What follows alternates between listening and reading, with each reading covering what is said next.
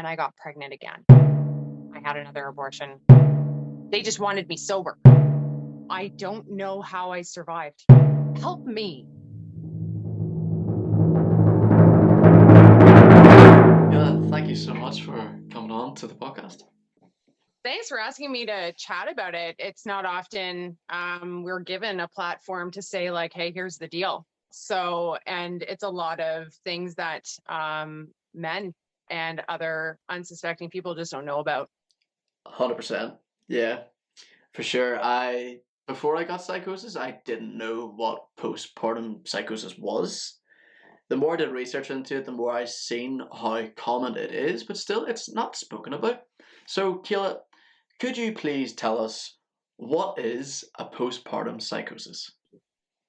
So it kind of gets different for everybody, but my personal experience was I went through the depression, the anxiety, bypassed all of that kind of unchecked, and then went right into psychosis, which really actually picked up about between 6 and 9 months old. My infant was already 6 to 9 months old, somewhere in there, when things really started to take off. And it became a very, very scary time where reality was gone, absolutely gone, but still feeling depression and anxiety at the same time. Right. Yeah, it's like a triple combo. Yes. Yeah. Yeah. So in your moments where you're still kind of aware, you're very aware of the depression and the anxiety. And then when the psychosis is kicking in, you feel almost nothing. It's the strangest thing, but you are so full of energy to then carry out a lot of the things that are happening. So there's a severe mania that comes in with this. And it's actually spoken about in several medical journals about certain receptors that are cut off and shut off after childbirth in order to keep adrenaline high. And this can work against you very heavily as you enter into postpartum psychosis, because then the added bonus is you have an infant He is also filled with energy. who is also needing 24/7 attention. Yeah, for sure. Must be really stressful. It Looking back, because now I only have snippets and blippets of actually being a mother, I have more memory of the illness, to be honest with you, than being a mom. Right. Looking back, I don't know how I survived. I don't know how I did it. I don't know how it happened. Wow. Well, There were two separate suicide attempts in there as well. So I literally don't understand how my little body hung on to life, holy shit. but it did. Wow. So it's the way you described it there was like you said you bypassed the depression and anxiety first and then went straight to psychosis. And then with that came anxiety and depression. So it's like jumping straight into the deep end of the pool, not knowing how to swim. Yeah, it happens for some so quickly, and this is it's difficult to talk about because there's a partner involved in this, and partner connectivity and partner involvement is absolutely instrumental in mitigating some of these factors, and where this can actually add into a woman's downfall. So, and right after delivery, the number is 80% of women will go through some sort of mood imbalance, mood challenge. It's 80% of women that have children will go through some form of upset. They used to call it the baby blues. I find that offensive because it makes something real fluffy out of something that's not. I'm just having a bad day. This is severe. Baby blues is offensive to me. Then they will experience that downfall of moods. So we go into the depression. Some will experience high anxiety for any number of reasons and any number of things that are going through their mind. Sometimes those cups fill up because if it's not found, it's not attended to, it's not captured while it's happening, that depression, anxiety fills those cups. And I feel like they both just get too full, spill over into full blown psychosis. So Yeah. this is where the brain just like trauma, the brain is pushed to its most feckin' point and it snaps. This is what happens. So if it's not caught early enough, if it's not talked about, if it's not pursued and seen as a risk of pregnancy and childbirth, we're never going to get ahead of it. For sure. Kayla, could you describe to us what your psychotic symptoms were? Uh, the psychosis symptoms at the time were delusional, that grandiosity type of thing.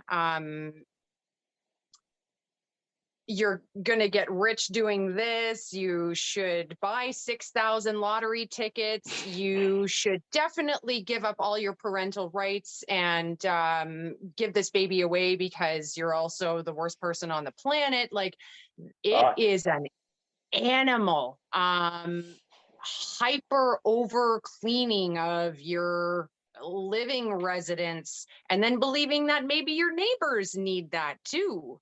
And knocking on doors and wanting to clean other people's apartments, running up and down stairwells in an apartment building, convinced that someone is chasing you to take your baby. It can be like that.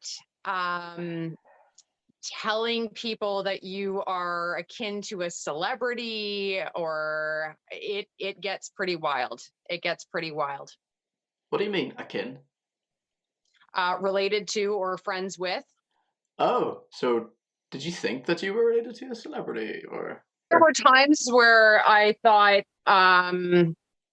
certain political people were related to me, and I would be able to just write to them and ask for this, that, and the other thing. Going back into names is really, really difficult now, but it was like a desperate attempt to try and find the relation between me and a famous person.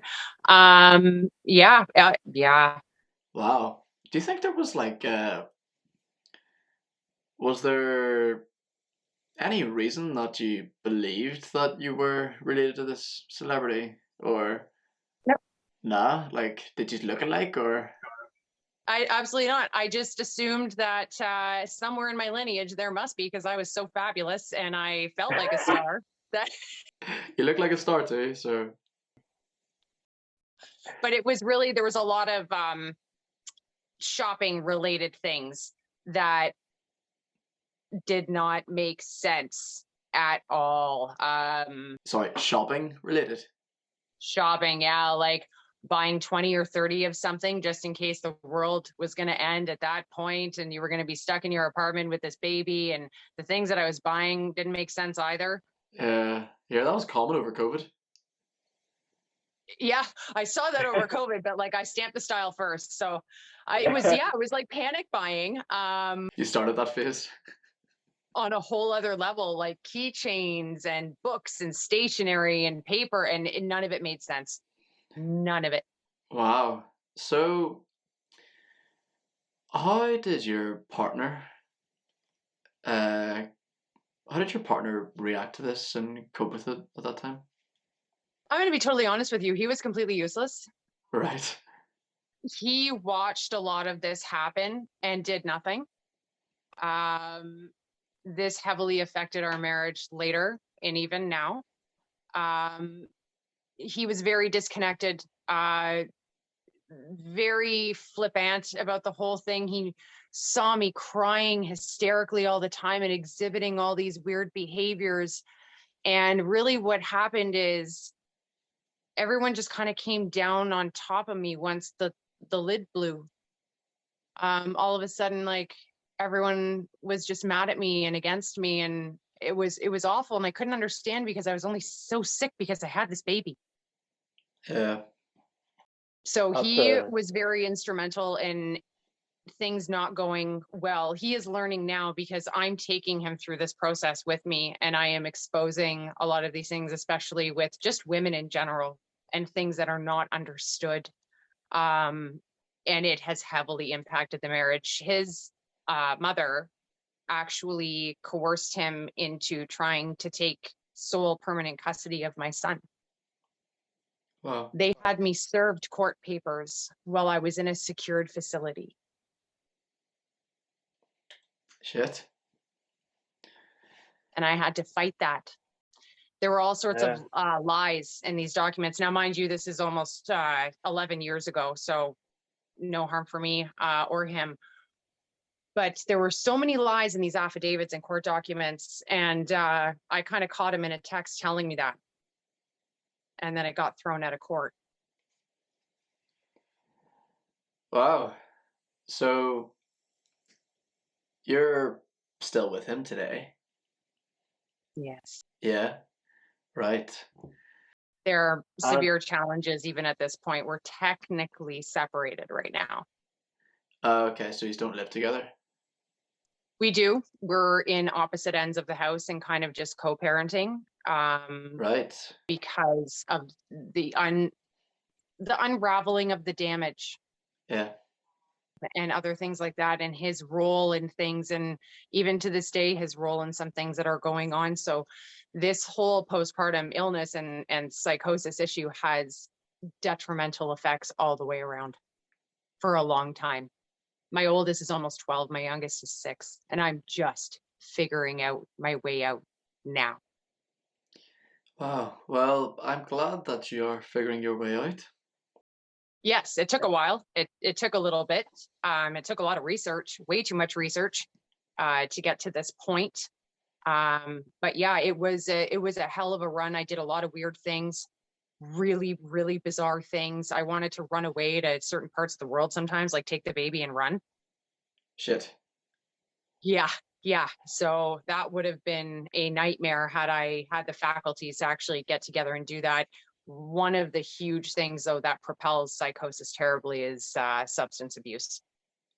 Yeah. Did substance abuse have a part to play within your psychosis? 100%. Yeah. Yeah. As I knew What? I was well, losing it through the anxiety and the depression, I started drinking because to cope with the anxiety and the depression. That was fueling the psychosis that was about to befall me. It's a bad plan. It's a very bad plan. I wish I'd never done that. I was drinking relentlessly, morning till evening, but I was also at that point on a whole host of antidepressants and sedatives, and nothing was working. Right. Right. So it's a big concoction of drugs there, like. That was a lot. Yeah.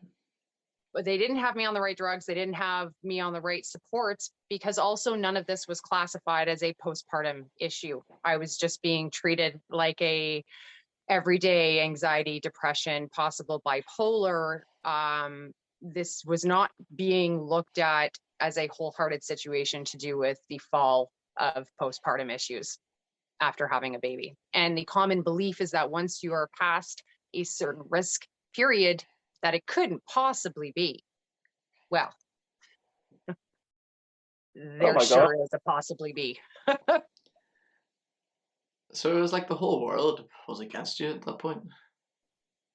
Yes. And while you're going through all of these psychotic symptoms with the delusions and the anxiety and the depression and the intrusive thoughts and just having all of this going on in your head and your partner not supporting you, what was the moment where your recovery started? Where recovery started, that took a long time.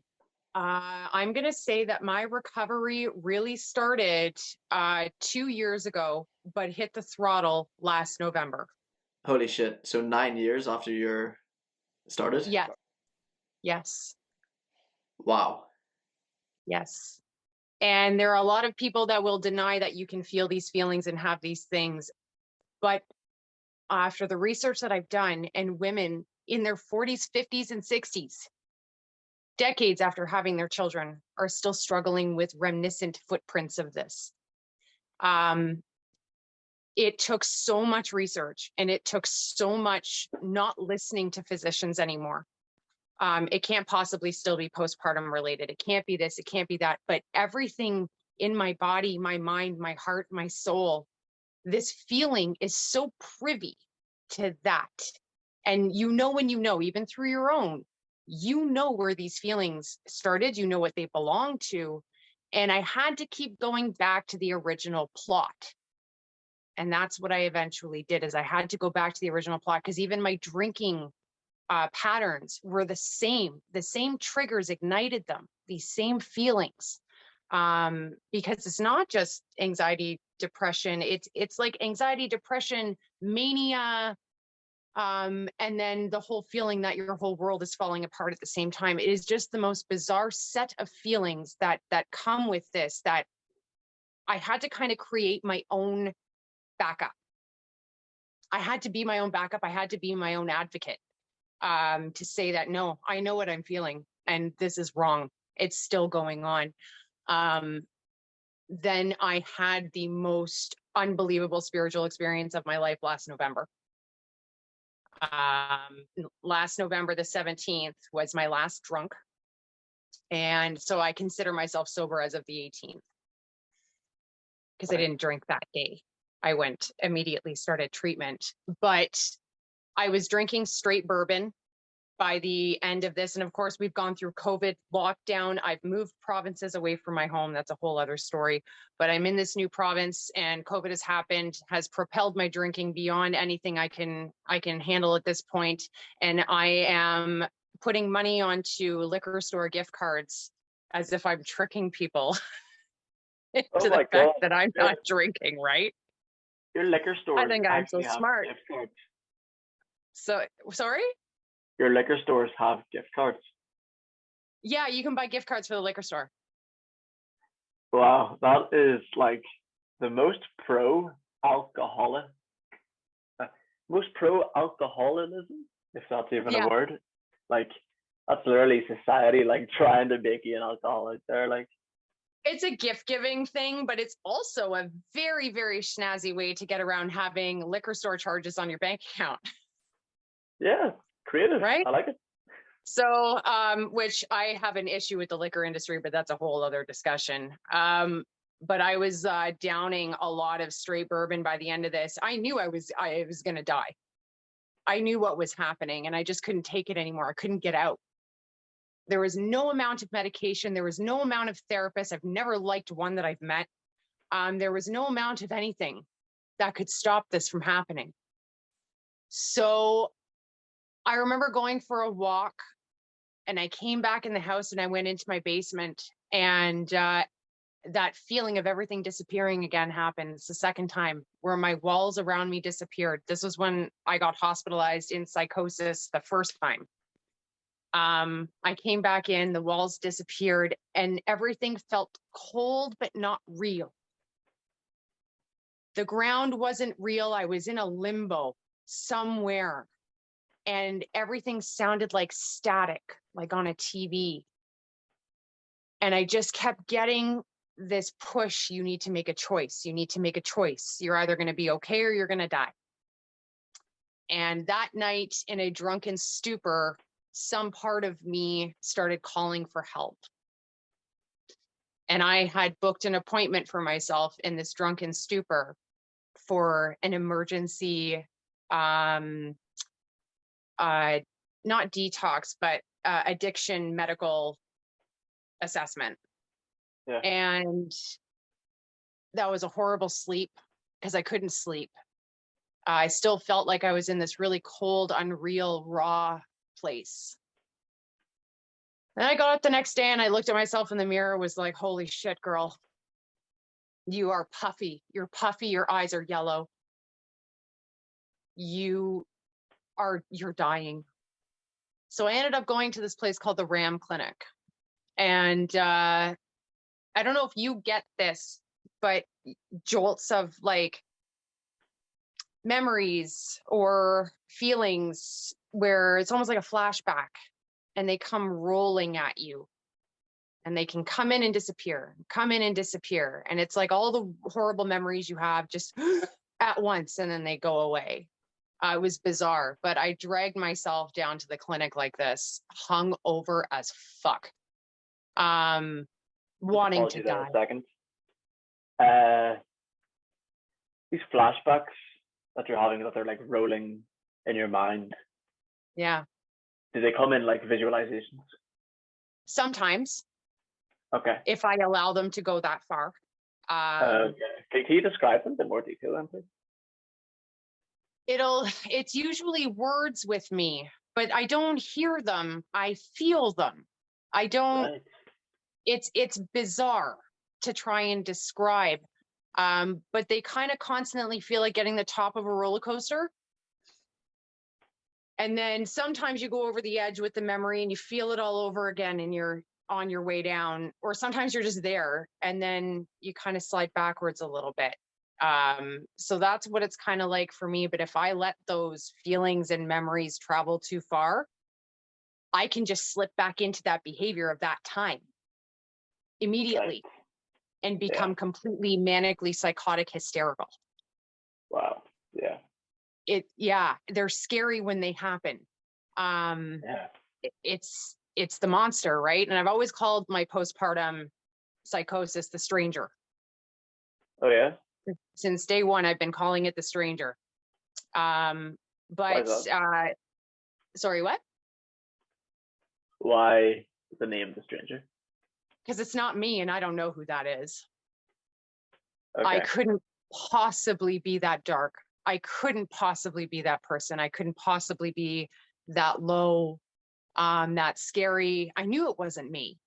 I immediately personified it and separated it from myself. And it has forever been called the stranger. And you'll find Right. if you read about it, a lot of other women will talk about it as if it's someone else. It's a thing within them. And that's when I started to feel not so alone, is that I was not the first person or the only person to do this. So after that, sorry? I can relate to that. I can relate to that. Yeah. So as the voices coming into my head, my psychosis was mainly auditory hallucinations alongside with delusional paranoia, alongside anxiety and depression. But the hallucinations and even the intrusive thoughts as well, I always the voices were other people to start off with. And so it's impossible to even think that, they are you. And then even the intrusive thoughts as well. Before psychosis, these are thoughts that would never have popped into my head. And then as the psychosis developed, it's like, what the fuck? At the start, it feels like it's coming from you, and you get so hurt that you would even think about saying this shit. And then you realize, this is not me. Like, we are not our thoughts. Right. The separation. That's when the separation begins. Good for you. That's a very scary thing when those thoughts are happening. You don't want them. You didn't create them, but they're there. Yeah. That's a real what the fuck. Yeah. Big time. Yeah. You got to create that non-attachment, like you said. It took me forever to understand that, to get to that point. I ended up doing rehab at home. And I mean, quitting drinking, this is not my first time. This ain't my first rodeo with this, but I didn't understand. I was too young. I was in my 20s. I'm like, okay, I'll quit drinking for a year. That was not the answer. But I ended up getting hooked up with this rehab clinic called Clinic with a K. So it's spelt with a K. And these women in groups came to my house every day. Love that. Yes. Cool with a K. Yes. Now, and you can tell, this is where things started to go, oh my God. So first thing that happened is I was placed with women. Number one. Second thing is they came to me. I did not have to sit within clinical walls. I did not have to sit in a cold leather chair that squeaked when I moved. I didn't have to reach for that shitty box of Kleenex on the counter that they have there and listen to the elevator dinging and the phones ringing. I didn't have to do that. I sat in my living room with women who were just like me and had struggled just like me. And they admitted those struggles just like me.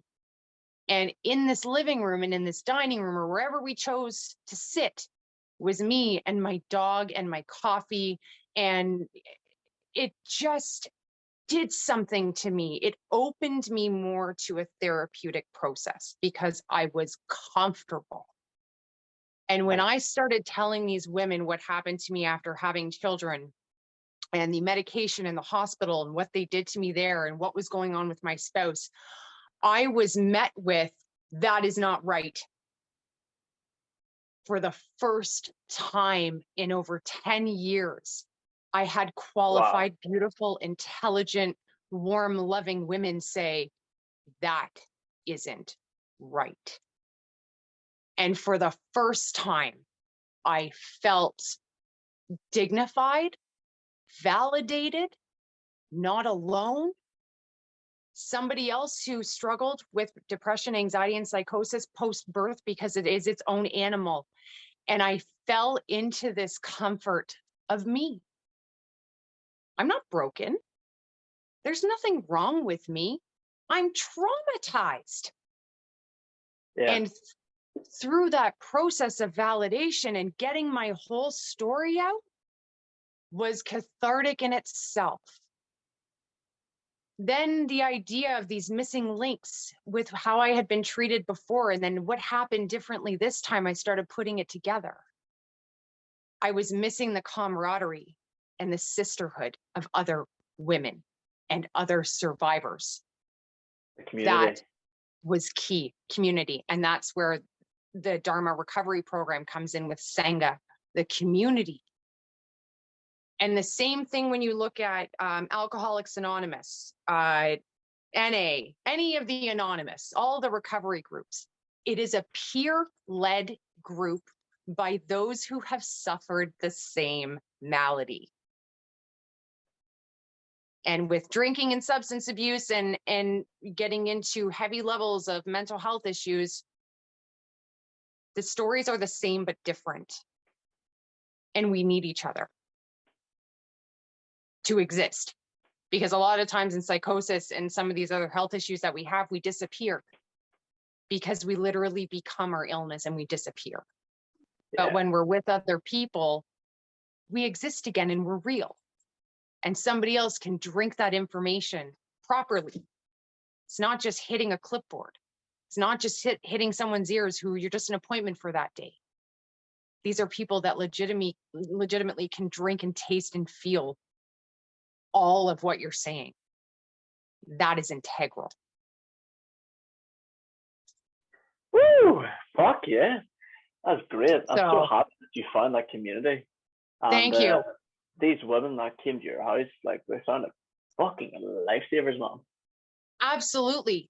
And it's the one nurse who said, you need to look into postpartum trauma recovery.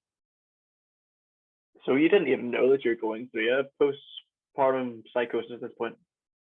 No, Holy this shit. took many years later because what, a 10 lot years? of the OBGYNs that I've seen are male. They're older. So what's an OBGYN? Obstetrician gynecologist. So they will deal with your women and your babies. So that's obstetrics. And their archaic ways of thinking and very draconian way of thinking stopped me from doing as well as I could have sooner. Uh-huh. It shouldn't have taken several years of alcoholism, not knowing where to go, concoctions of medications that I never should have taken to get to this point. Should have never happened. No, if you had been given that support from, day one, you wouldn't have had this 10 years Precisely. of suffering. Yeah. Kayla, so you went sober in your 20s. The first rodeo. The first rodeo. Yeah. That was a good one. That, that lasted for a year, did you say? Yeah, so I got sober at 21. I didn't start drinking till I was 19. So I did Holy a shit. lot. I did a lot of damage. I would be what we would call your problem drinker. Bit of a Yeah. social butter. The fact that you started drinking so late, it must be why you look so young now. Probably. Well, I have a phobia of vomiting. I had a very bad phobia of vomiting, so drinking for me was like, meh, no thanks. But the first time I did get drunk, I was like, oh, what is this? Pretty good, isn't it? It is pretty good, I'm not gonna lie. And I also worked as a Yeah. bartender. So a recipe for a disaster. Recipe for disaster. And then I got into a rather illicit drug pretty heavily. But that only lasted for about 6 months. What drugs were they? Cocaine. Cocaine. Cool. The classic party drug. Classic, super glamorous. It's I don't even know. You know what? Here's the thing though. I didn't choose to do it What do you mean? the first time. I was sitting with my employees and a bar owner. I used to work in Greektown in Toronto. And Cool. he was Oh, you're from? rolling. Yeah, I'm originally from Toronto. Cool. Yeah, I was born in Scarborough, Toronto. He was rolling a joint. We were all hammered, of course, because we're alcoholics working at a bar.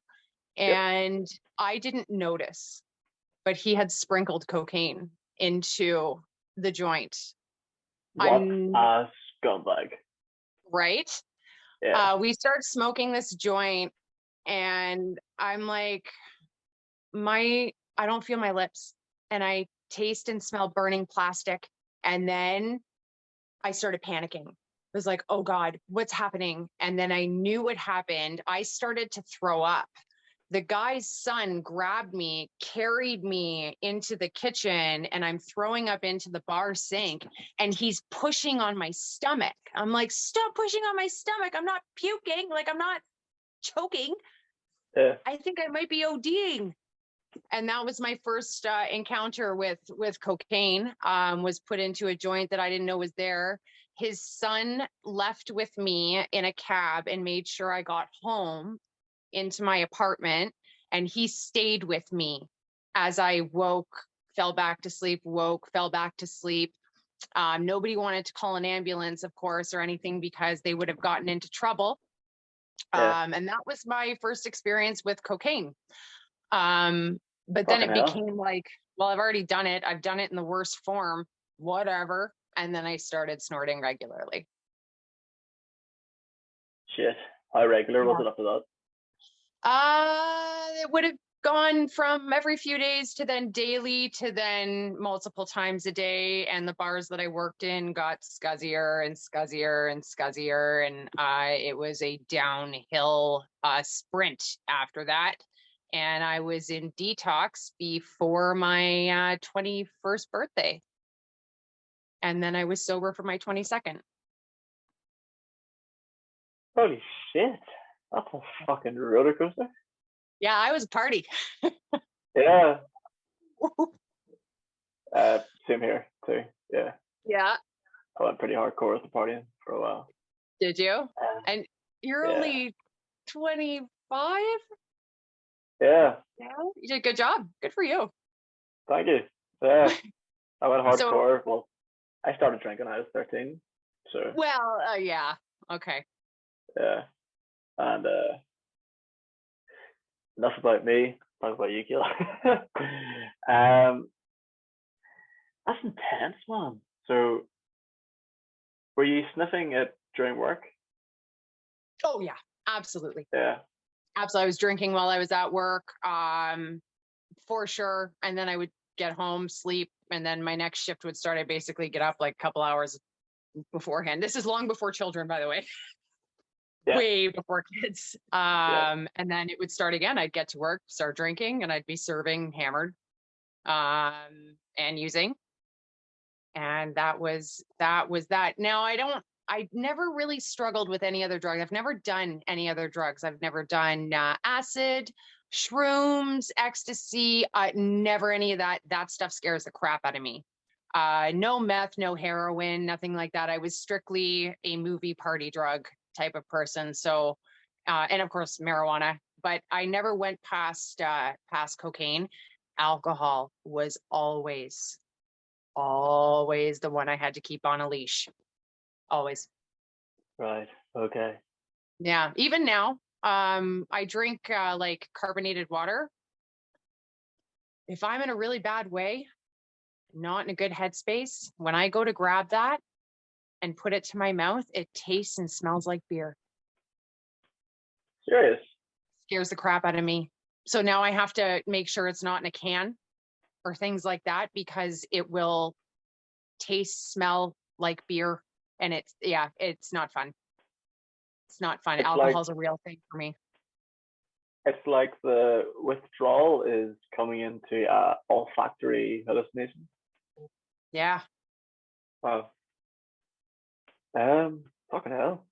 So,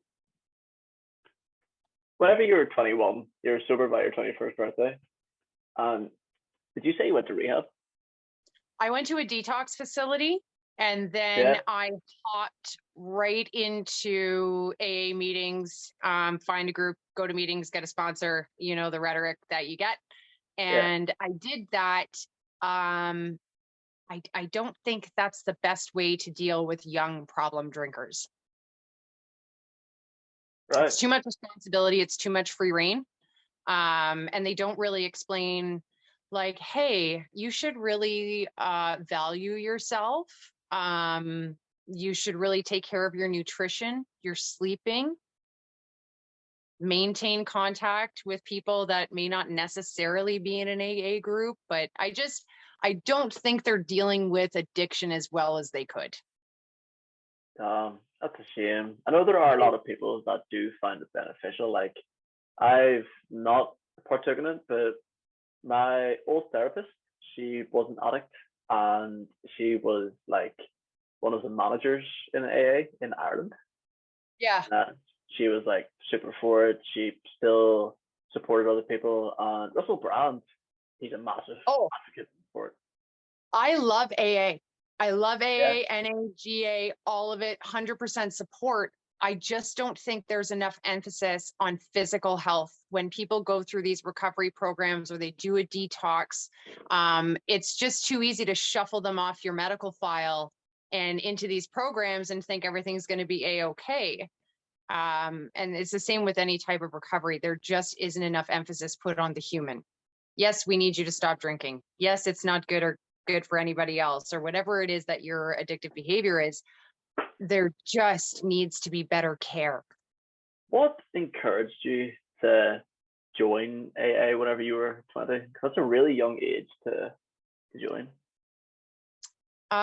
We have a lot of lineage in the family of substance abuse, mainly with alcohol. Okay. My grandfather, this December, though he is with us physically, not mentally, in dementia, he's in a home back in Ontario, he's in his 90s, we'll be celebrating 50 years of sobriety. Well, we should. Fair play to him. Yeah, that's right. So I actually have all of his old books and his old AA books and everything. So the history all the way back to as how Bill sees it. I have the whole thing. Yeah. Wow. Yeah. So that very difficult having a family member. It's very difficult having a family member going through dementia. No. It was for me. He's being taken care of in a home. Oh, is it? Right. Wonderful, beautiful people. The staff is amazing, and my mom is power of attorney, so she watches over the whole situation. He's been very well cared for since he's been in a home. His body and mind are doing what they do. I have a very, very different relationship with death and aging. Tragedy is different, but with the normal processes of life, he's lived a really good one. He's got a lot of wild stories that I'm super glad I got to hear when he was with us. He taught me so much about growing something from one seemingly innocuous conversation when I was 9 that I still carry with me today, and I'm 36. And that was germinating seeds. And that small little modicum of information has stuck with me for that many years. Like, he's had such a beautiful life.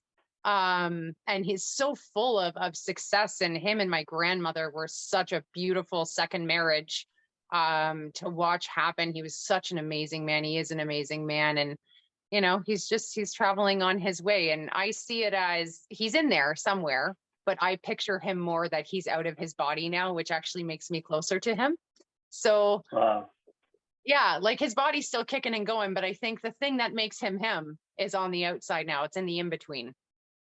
That's incredible. So we're closer now than we were before. Would you mind sharing the story of the germinating seeds? Okay, so he grew up on a farm in Kingston, Ontario, and so he was a good old farm boy. And he, for some reason, one day we were talking about mom's garden, or it was such a ridiculous conversation over making things grow, and he said, you know, you have to get a bunch of seeds together, like apple seeds, and you got to make sure you plant them all together so that they get a chance to germinate. And he explained it in such a way that a child would be able to understand. And I never did anything with plants until I was well into my 30s.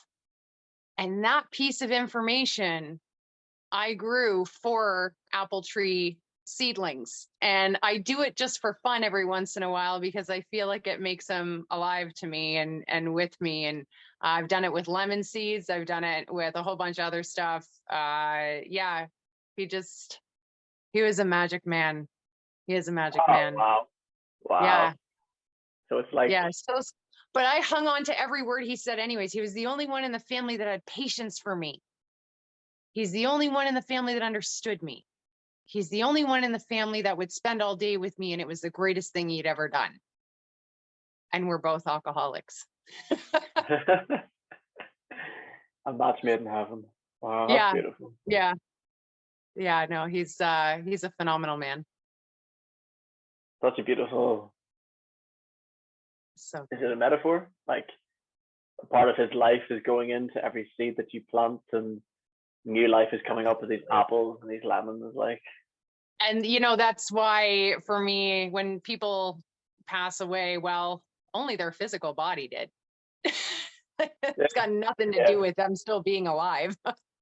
Yeah, their memory and their soul as well. 100%. 100%. Beautiful. But yeah, I look at death like I wish we celebrated death like we celebrate babies coming in. I really wish we did. I honestly believe that we should too. You know, traditionally in Ireland, we would have wakes whenever someone dies. So what that is basically the body like stays in the house for 3 days, and it's like an open coffin. So like everyone would come to the house, and it'd be like a real community gathering thing, and everyone come around, and everyone would show their condolences, and there'd be like lots of, you know, hugs and hand touching and compassion being shown, and everyone would like share stories of, you know, the deceased person, and you'd all have a drink, and like the tradition is still there today, but it's not as big as it used to be. So my granny would tell me stories about how whenever there was a death, you know, it'd be the best crack ever. Crack me in like fun, because everyone would get together and they would stay up late, and you could stay up like as long as you want. Everyone would have drinks and share stories and play music, and he just said it was class crack. Yeah. Why are we not doing this? Exactly. Because I bet you anything, the grieving process and the trauma from it is probably minimized, or at least lessened. Not to say that you'll be okay with it, but I would be willing to take a bet that the people that do that fare well better than those of us that don't. For sure, 100%. Yeah. As you mentioned trauma there, and you've previously mentioned addiction, and before we started recording, you spoke about attention and your struggle for focus. Yeah. So there's a strong link between attention and addiction. And well, you seem to relate to that. I also relate to that too. I had a serious problem with attention when I was younger, and problems with addiction as I got older too. There is a guy called Johann Hari. Have you heard of him before? I've heard the name. Yeah. So he writes a book called Lost Connections, and basically his whole summary of this book is that the real cure for addiction is connection. So like the way to get through those tough times is through community, just like with the wakes and the Irish funerals, and with these very special ladies coming to your house to help you with your postpartum psychosis. Yep, 100%. Are you still in contact with these ladies? Not so much anymore, because right now we have a serious addiction problem in Manitoba, and I'm sure the numbers are up everywhere. They're up in Canada in general because of COVID and the amount that people were using to cope. Okay, so this is your area where you live? Yes. Yeah, okay. Manitoba is wrought with addiction anyways, because on a side note, we also have, because it is their land, a high level of Indigenous and First Nations. The life that they have been bestowed is not conducive to living. And that is a huge area where addiction is sitting right now. And it got massively worse over COVID. These marginalized communities are just so hard hit.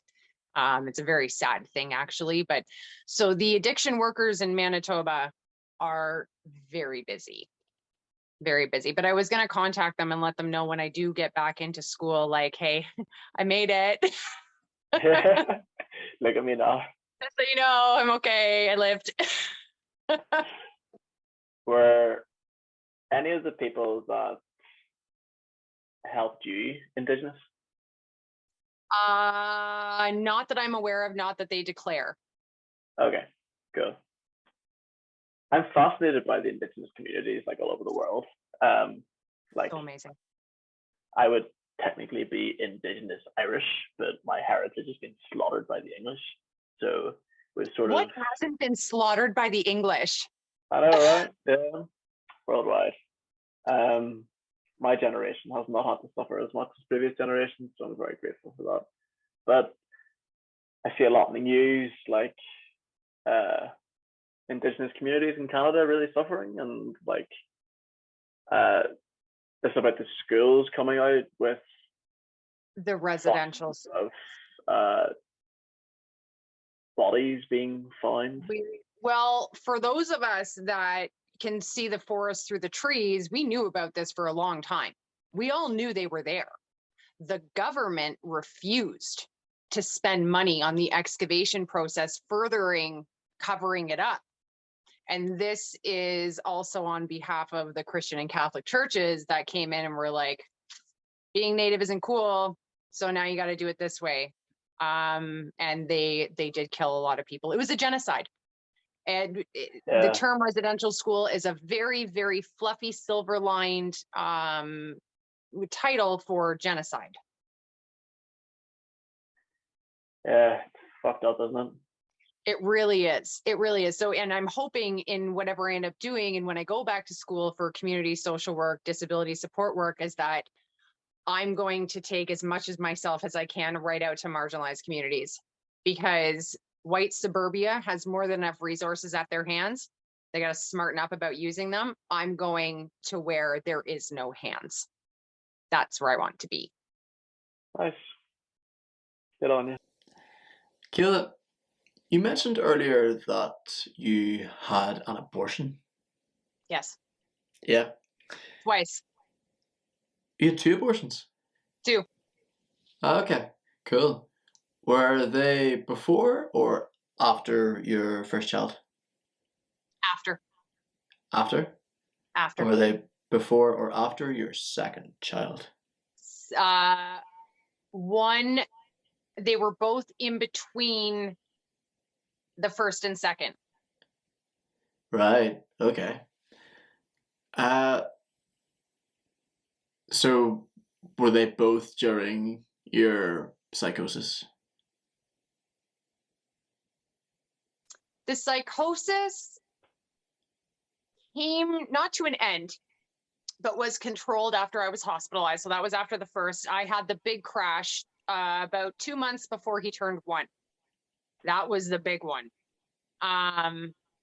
Then I was in and out of states of what I would call like a manic hysteria for a really long time, but I was on so much medication, like so much drugs, that the psychosis wouldn't have had a chance to persist the way that it was. The intrusive thoughts were still there. The fear of the psychosis was still there. The energy depleting of trying to control it was there. So I was on 350 milligrams of Seroquel in one shot every day at night. Fuck yeah.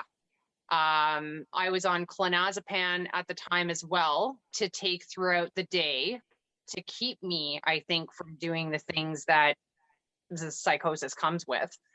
Yeah. And basically just keeps you numb and comatose. So at that point I wasn't in psychosis, but extreme hysterical mood. It was neither depression nor anxiety nor mania. It was something else. What was your energy levels like then? Pardon? What was your energy levels like then? Because I was on a drug called olanzapine, and I got prescribed 10 milligrams, and like I refused it from the offset because I didn't trust my psychiatrist. But then one night I had an extremely fucked up dream, and I took half a pill, so like 5 milligrams, and it helped me get to sleep. But the next morning I was still high on this drug. My energy levels were so depleted. I tried to meditate and I couldn't meditate. I tried to read. I couldn't make it past like the first couple of words. And then I turned on the TV and I couldn't even pay attention to what was on the TV. That was 5 milligrams. And you're getting injected 350 milligrams of Seroquel, what is it? Seroquel or apoquetiapine. It's an antipsychotic. It's heavily sedating, heavily. And there were some problems with this drug that would send shivers down your spine. But it did stop me from basically living, is what it did. But it did save my life. Right. Good and bad. Yeah, but the medical system has to be a little bit more responsible with what they're doing with these drugs. So with the clonazepam and Ativan and all the other stuff that was going on, I was energized in my body, but I couldn't do anything. So I was so caked, but I still had this ongoing thing. So I think I was exhausted. There were blippets and moments where I had all of this energy, but I couldn't do anything with it. I'd have ideas like reading a book, but then I would look at the book and my brain was going a million miles a minute, but my eyes weren't. It was just strange. I was completely debilitated. I only had really enough energy to care for this infant, which was not in my custody for a month and a half, 2 months after I got out of the hospital. He was with my spouse and his parents at their place while I was recovering. and doing my thing, which again, the emphasis on my recovery was all addiction based. It was not dealing with the trauma and the postpartum and the psychosis and everything else. That was left. They just wanted me sober. So whatever this drug was doing was basically just keeping a cap on a simmering pot. It's the best way I can describe that one. Yeah, you described it really well. Gabor Mate goes into extremely good detail on situations like this. Have you heard of Gabor Mate? No. No, so his parents were like, he's from Eastern Europe, and during World War II, his mom hid him while she got taken to a concentration camp. So Okay. like he had that separation from a really young age, and he later went to Canada, actually, Toronto, and he worked as a physician helping people with addiction. And he's got this incredible book. The full name of the title of the book actually is In the Realm of Hungry Ghosts, Close Encounters with Addiction. That's a very appropriate name for that. Yeah, he goes really highly into detail of like everyone that came into the clinic and every single person that had addictive issues were all suffering from trauma. And he shares like the stories of what they've gone through, and literally like the stories are like nothing you could ever even imagine. So many indigenous communities, they tend to suffer the worst with addiction, and there's this one woman whose mother put her up for adoption with her granda while she became a heroin addict. Yep. The granda sexually abused this granddaughter for years until she ran away at 16. She ran away to find her mum, and she eventually found her mum in a squat where she was taking heroin, and then she just started taking heroin with her mum just to be with her. And her mum would like use her and manipulate her to get money for heroin. Prostitution. Yeah, she would do that to sell her on for money for heroin. Yeah. And like it really does put it into perspective, you know, that all addiction, it stems from trauma, and 100%. it's not a person's choice to go out and take heroin just for the crack. Like it's actually survival technique. Addiction Literally. is survival. Yeah. Like if you'd go through half the shit that these people have gone through, then you'd be doing exactly the same things. Like it's a testament to the human ability, and that's why I think we have not really reached the apex of mental health that we could be. Is the underestimating of what the human brain, spirit, and body is capable of withstanding. It just shouldn't have to. Is the problem. Yeah, can it be perfect? Nope. There will be such unfortunates. It has a fatality rate. Mental illness and addiction, they have a fatality rate. But it can be better. It can 100% be better. Yeah. Absolutely. Prevention is falling short big time. And the medical community needs to open up to listening and acting on what people with survival stories have to say. A slogan I have had now for the past 2 years is the solution is in the problem. Every fucking time, the solution is in the problem. This is how I got to my own recovery too. I'm the problem. The solution I have. I just have to find it. But it's in the writing on the wall. It's in the studies. It's everywhere. It's just what they're choosing to do with the information. And they're not using civilians the way that they could be, and putting them up here instead of treating them, looking at them downward. They're just making big mistakes. Yeah, treating them like numbers. Costing lives. Yeah. I fucking love that you mentioned that the solution is in the problem. You know, I don't know if you know this, but during my peak psychosis, actually just before my peak psychosis, I had a very delusional paranoid state in which I believed that the film The Joker, you know, the new one, I Yeah. believed it was about me. Okay. All right. And then these whole series of events played out, and obviously ended up the movie was not about me. I realized though that I had so much shit going wrong in my life and I wasn't addressing it. I had so many problems and no solutions. And so I decided to write down all my problems. And then underneath them, I decided to write down a solution to each one of those problems. Perfect. And I made it a goal then that I was going to go out and pursue all these solutions. Now, there's like 13 problems. Ironic because my birthday's on the 13th. And I only solved 10 of them, so I still left 3 hanging. That's huge, And though. That's huge. That's a lot of work. it was, but it wasn't enough. I ran away from my problems and I went traveling again to meet this girl that I thought I was in love with.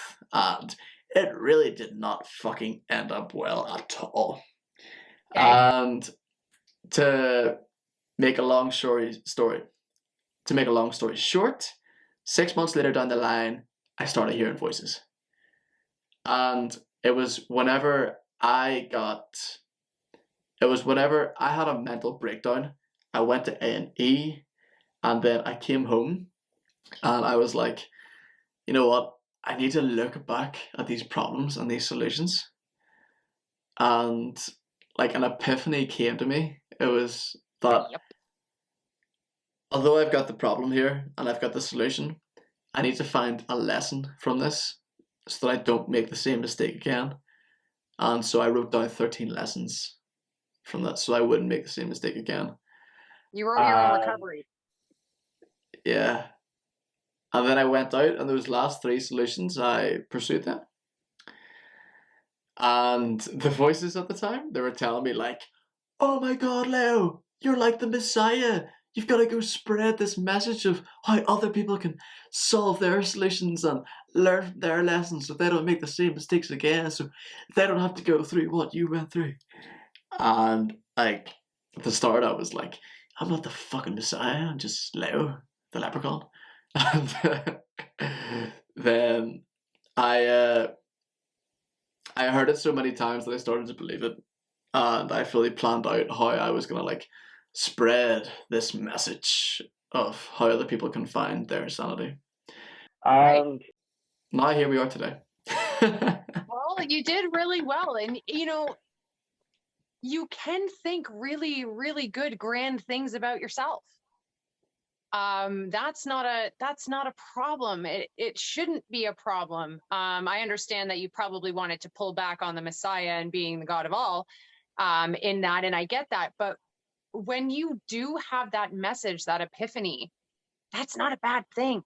Wanting to spread that is not a bad thing.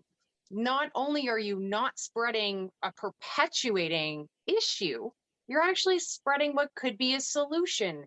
And that's a really courageous thing to do, because you are going up against something that the medical field has kind of owned with a prescription pad and sanitariums, when really the solution that you're going after and what you're trying to say is legitimate.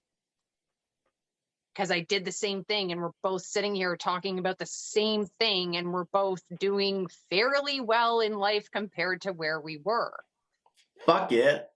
Yeah, I mean, you should be happy and you should be high on it and you should be elated. And those feelings are good for people that kind of lack dopamine as it is, which dopamine is a huge other reason why focus and attention will only go to the things that kind of bring you joy. Exactly, and where yeah. attention deficit kind of comes from. Yep. And there are points in time where you can say to yourself, this is my purpose.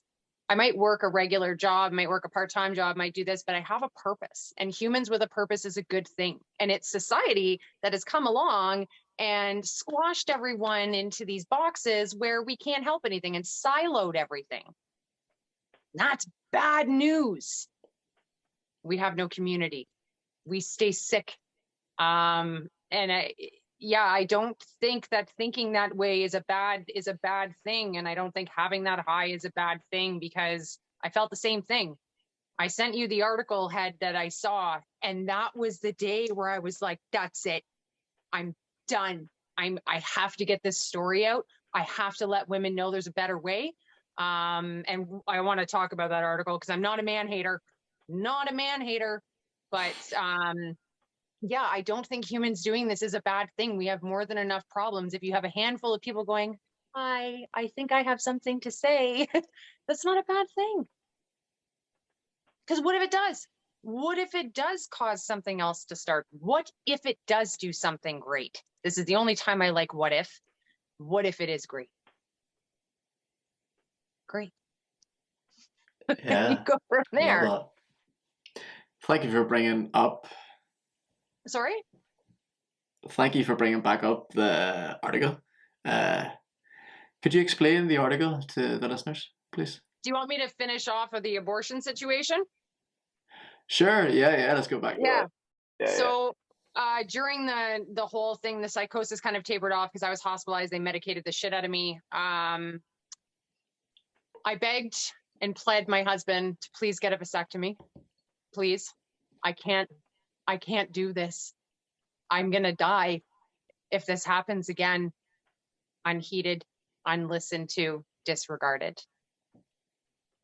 So got pregnant not too long after my son was born. He was about 3 or 4 months old. And my husband has a separate set of issues. I'm not going to out here. We are kind of tackling this issue together, but I want that story to be separate because it needs to be treated with respect. Yeah. But I ended up getting pregnant. My son was about 3 or 4 months old. And I knew I was already going downhill. I knew I was. And I called my mom. I said, Mom, I can't do this. And she agreed. And my son was only my first child. He was only 4 months old. So I opted to have an abortion, and I did. And I'm still grateful for that decision today. I made the right decision. I did the right thing because he still has a mom. Again, begged, pled, you've got to get a vasectomy. You've got to get a vasectomy. You're playing Russian roulette with my life. And sex is a bit of a topic here, but again, that's a whole other discussion. And I got pregnant again. My son was about 2 or 3, and I was still in the throes of all of this, even though I had done the hospital and I'd done the therapy and done the psychiatry and taken the meds, and I was still floundering unbelievably. And I did it again. I had another abortion. Not fun. They're not fun. I couldn't take birth control because my immune system recognizes that as a threat. And I had a very horrific thing happen to me when I was in my late teens. What was that? I had an immune response to taking birth control that caused what's called erythema nodosum. And my immune system turned on itself. I had all these weird welts all over my shins. I had craters on my feet. And sometimes these welts would go inward. They'd suck back inward into my leg like I had divots. So anyways, birth control was a non-option. Condoms, have issues with those. Things are really not designed for women, I can tell you that much. Oh, really? What was wrong with condoms? Constant allergic reactions, yeast infections, just constant, every single time. Shit. As in, your vulva would react badly to it? Oh, yeah, all parts of me. Parts of me. And then it would be 3 weeks of trying to, settle her down. And that didn't work. So then my son was 4-ish. And I realized I've gotten pregnant every single time at the same time, June. So June's a fertile month for me. And I was having issues with my heart. My heart was doing funny things. And I just started feeling really weird. And I thought, no way. And I took a pregnancy test. And I was pregnant. And I remember the night this happened too. I didn't really want to be having sex, but I did it anyways. Sometimes the life of a wife is not that great. And I just didn't understand my ability to be an independent at that point and just say, no, no. This is gender role. This rolls into gender roles as well. And I was in that capture, the wife, the mom, the husband with needs and, fuck mine. Right. And I got pregnant. Shit. I thought to myself, okay, I can't do this a third time. I can't. It wasn't morals. It wasn't opinions or anything like that. I myself couldn't. So I put the bravest pants on that I could, and I cried relentlessly through that entire pregnancy, terrified. I stopped sleeping, and at 4 or 5 months in, I went to my doctor and said, I can't do this. You have to get this thing out of me. I can't. She was already moving, bopping. I could see my stomach moving. And I am like, I'm going to die. If I have this baby, I'm going to die. My doctor said, he's a good one. I found a good one. He said, when was the last time you slept? I said, it's got to have been about 5-6 days. Said, when was the last time you ate? I don't know. I can't even remember. And I have a 4-year-old, right? And I'm just suffering silently. I'm not even saying anything. So all day long, I am just hot, streaming tears, uncontrollable crying. I can't even describe what it feels like. It's like something, you can't even breathe. Something just puts something around your windpipe and you're breathless because you are facing this barrel of this gun again. And had I just said, no, I don't want to, this wouldn't be happening. And so anyways, I got some sleep. He gave me some sedatives. He said, the risk of you not sleeping and continuing on this way outweighs the risk of what taking a sedative may do to the fetus. So I did that and I slept on it. I slept for a few nights, pretty solid. And again, mustered up that strength and courage, and every day going to work and I'm doing the face and everyone asking, how's your belly? And are you excited? And I wanted to shoot every one of them in the face because they had no idea what was going on. And I was suffering. And I felt terrible about it. Terrible. And pregnancies are supposed to be enjoyed. They're supposed to be magical and wonderful and this and that. And they're not. They're not always that way. And I hate the public for what they do to pregnant women. Oh, do you know if it's a boy or a girl? Did you get clothes already? Is everyone ready? No, we're never ready. Stop. And that's another thing, is stop asking women about their pregnancies. If you don't know them well enough, if you're not their bestie, if you're not their family, if you're not closely involved, stop asking. Because some women are toiling in fear, grief, guilt. They could be getting prenatal, perinatal, postpartum depression and anxiety. Psychosis sometimes starts while you're pregnant. This is a serious thing. And not every pregnancy is from Leave It to Beaver. So that's how I went into my second child. And I was immediately medicated once I delivered her, because at least everyone knew. I was very honest with my physician about what happened. And I put out like an all points bulletin, like, I am a ticking fucking time bomb. I need you to know this. And I don't want to die, because I know the very person that's going to kill me is me. That's the scarier part. The death threat I live with is me. And just luckily, this baby, this beautiful little girl, was such a gift to me. Some God out there, I'm not an overly religious person, but something out there saw what I was doing and what I was going through, This is the only time I cry. It was literally handed this immaculate, beautiful little girl who has just been such a godsend to my life, my son too, but she was easy. She was so easy. And I firmly believe that something out there knew that I needed a break. And she has just been the most magnificent child. And then he got a vasectomy. Flank fuck. Yeah, so that's that one. That was a rough one. But Oh my God. I had to harness something from somewhere that was going to get me through what I was about to go through. And I still went through quite a bit of postpartum depression, anxiety, a little bit of psychosis. But that was really well maintained by some good medication. But again, I wasn't receiving therapy, psychiatry, cognitive behavior, mindfulness. This was never brought to me. This was never, hey, we should try these following things. But I watch addicts and trauma survivors get treatment all the way through. What happened to mom?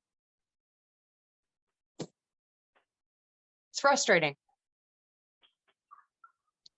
Very frustrating. I make humans. Help me. Fucking hell. Wow. Yeah. So that's usually the only point of that makes me cry is I just remember, I think about her, I look at her, and I think about everything that I went through, and lucky.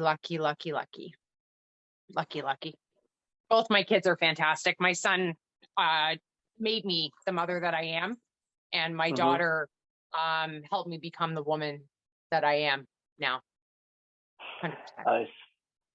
Yeah. And you're a fucking magnificent woman now. So Thank you. So then it's just been an ongoing struggle to find my place in life. And these are things that are heavily missing from trauma recovery, especially postpartum recovery, is that the prescription pad is great. The therapy needs some work. The psychiatry, I understand.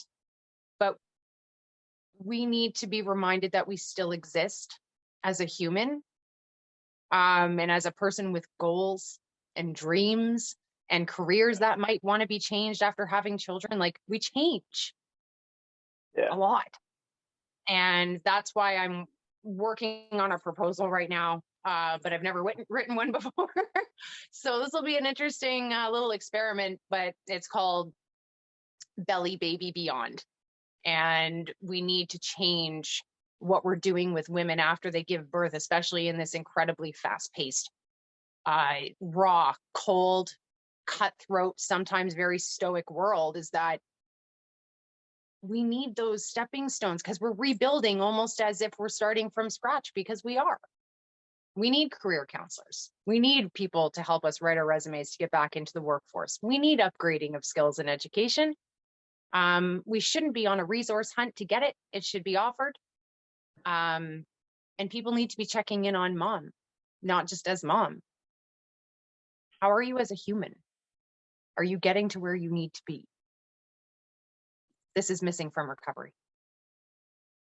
Sure. Yeah. What is Belly Baby Beyond? Ideally, eventually maybe you'll find out, maybe if you have kids or if you don't, you'll go in for your usual appointments. I mean, it's a fun activity. But they go through a lot of things with you, your prenatal checkups, your vitamins you're supposed to be taking, how to take care of yourself with this, how to, make sure you're developing a healthy baby, this, that, and the other thing. Oh yeah, here's some risks about some postpartum stuff that may happen. But anyways, you keep that fetus super healthy. It just doesn't cut it. So ideally, I would like it to be a well-rounded portfolio of welcome to your new world of possibly being a mom, because there are those that go through infant loss. That is a whole other thing. So they're still moms and they still need to be included. Because even with abortions or infant loss, your body's still doing this. It doesn't give a shit if there's a baby there or not.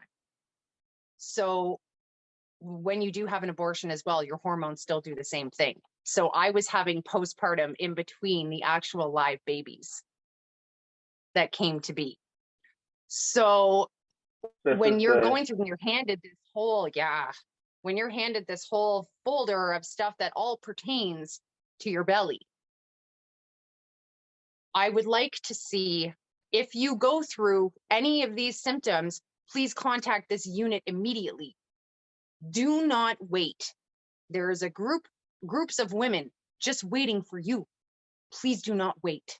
This can get really bad and it can ruin your life. I don't want to scare the shit out of anybody, but this can become very serious if it's not attended to. Please attend to this. If you choose to participate in the following program of making sure that you're set to go back to work, change your work, or if you have suffered such devastating postpartum, we will walk you through the steps of going on temporary disability. You can't be shoving women back to work and families all of a sudden without mom who wasn't well to begin with.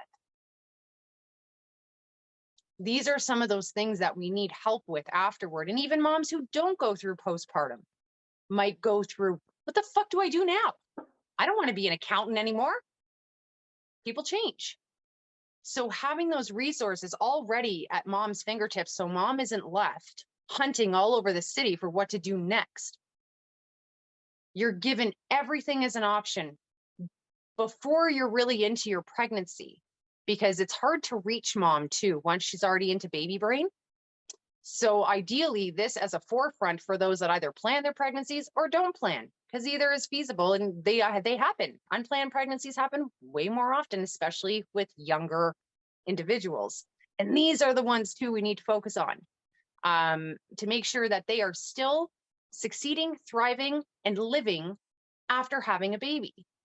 Because sometimes just because you see a woman walking and doing, that's still a dead woman walking in there. And that's not okay.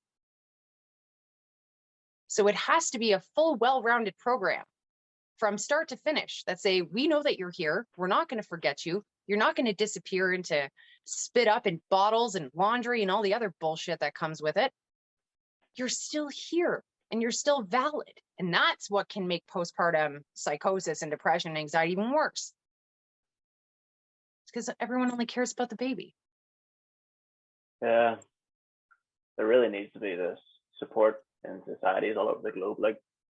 And they're making it too complicated. Yeah. Resources are already there. Employment centers are already there. Career counselors are there. We just need to give women a fully rounded program with an identification number that's strictly hers if she chooses to participate. And all those services are just there, ready, waiting for you to use in tandem, especially once you have recovered. Okay, now that we've got your mind kind of clear, we got to get you back into being a human. It's like, I hate to parallel this because they're not the same, but they are. You have all the Army vets come back. They only know one thing. They need that help. Well, we've been gone for a year, 9 months, 2 years, maybe more, into the trenches of parenthood. We need to get back to work and we need that help. Still traumatic. Yeah, there are the similarities there with PTSD on both sides. Yeah, and just being away from the world. What's happening in the States now is they're experimenting on prescribing ex-Army veterans for MDMA-assisted therapy, Yes. MDMA-assisted psychotherapy in particular. Microdosing. Not even sometimes microdosing, sometimes taking quite large amounts. Okay. Where they would take it, and what it does is it allows the person to go back into that trauma and view it from a different perspective. So it's like they're looking at their trauma with new eyes, and they're able to come out and speak about it more than they were previously, because maybe last time they didn't feel comfortable talking about it, and with the MDMA and the community that's around it, they Yes. feel the comfort that they're able to let it off their chest. And then with the assisted psychotherapy, they have that support where they Yes. are able to accept and like you said, look for a better future. Well, it's interesting that, yeah. right. Well, it's interesting that you're touching on that, because a huge point that I've been trying to make, and that was the post, your story that I commented on, was talking with other psychosis survivors, sufferers, things like that, and the recovery that it provides, the cathartic feeling that it can give you outweighs all of that.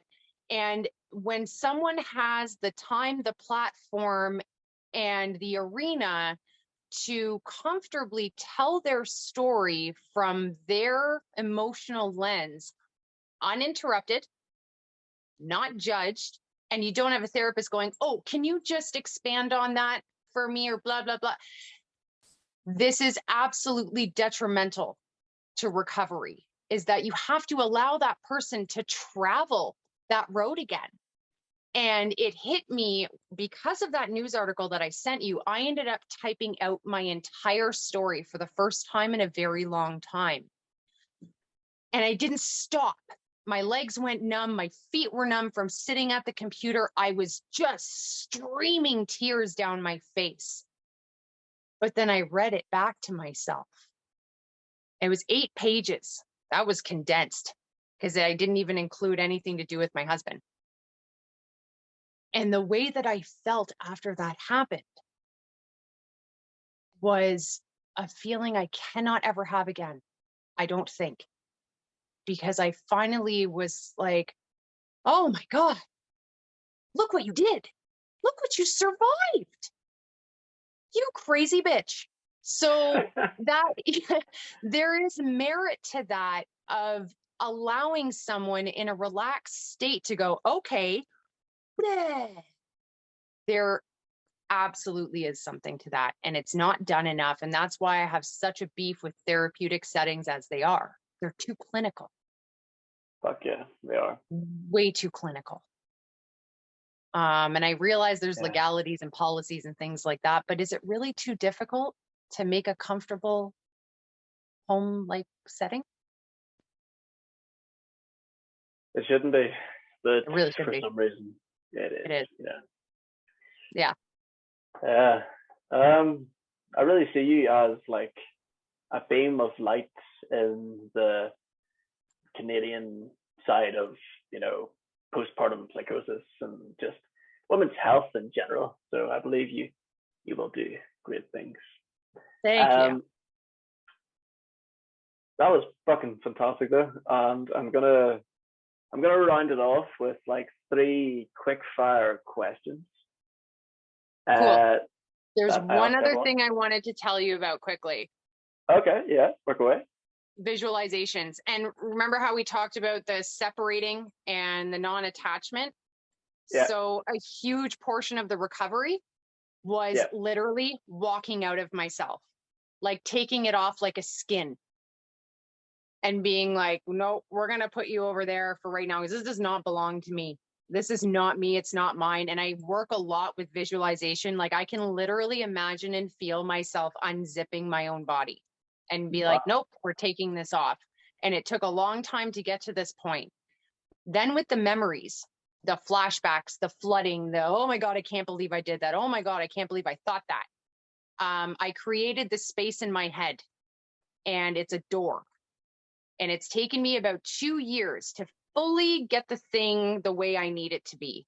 And it's a big wooden door, and it is ornate and engraved, and I don't even have to think about it. I can touch it. I can feel it, and I can smell the wood and the varnish. And it has a big iron knob on it, huge, and with a ring, but the door never opens. It only closes.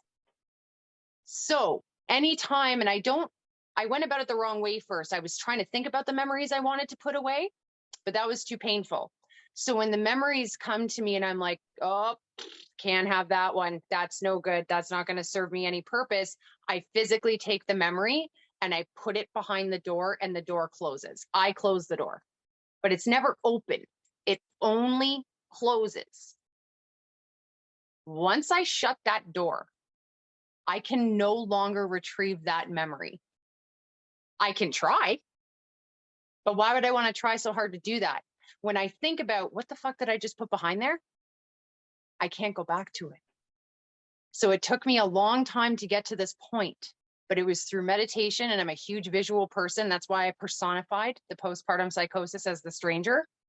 That was a huge tool for me to actually physically be able to manifest a thing or a space or something.